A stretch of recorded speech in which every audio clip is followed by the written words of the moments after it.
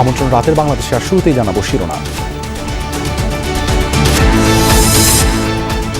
ধর্মের নামে বিভেদ সৃষ্টির অপচেষ্টা করছে একটি মহল, অভিযোগ মির্জা ফখরুলের।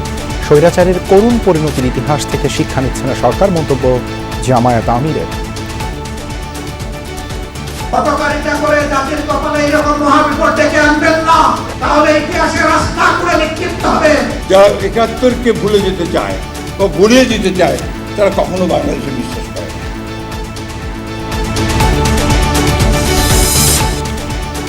সন্ত্রাসীদের মাধ্যমে বিরোধী মত দমনের চেষ্টা করছে সরকার, অভিযোগ নাহিদ ইসলামের। এনসিপি নেতাকর্মীদের উপর হামলার প্রতিবাদে জুলাই পদযাত্রা।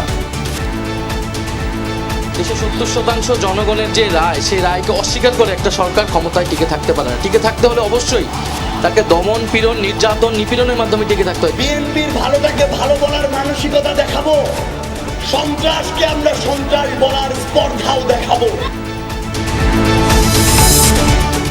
জুলাই ঘিরে হঠাৎই উত্তপ্ত মাঠের রাজনীতি, পরস্পরকে দুষছেন বিএনপি ও এনসিপি নেতারা। আচরণবিধি করার তাগিদ বিশ্লেষকদের।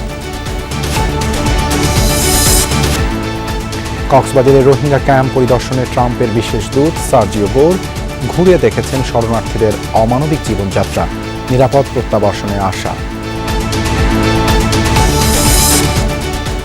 হাম শনাক্ত ও চিকিৎসায় এখনও পিছিয়ে জেলা শহরগুলো, বাধ্য হয়ে রাজধানীতে ভিড় জমাচ্ছেন রোগীর স্বজনরা। নতুন আপদ ডেঙ্গু। এছাড়াও রাতের বাংলাদেশে থাকছে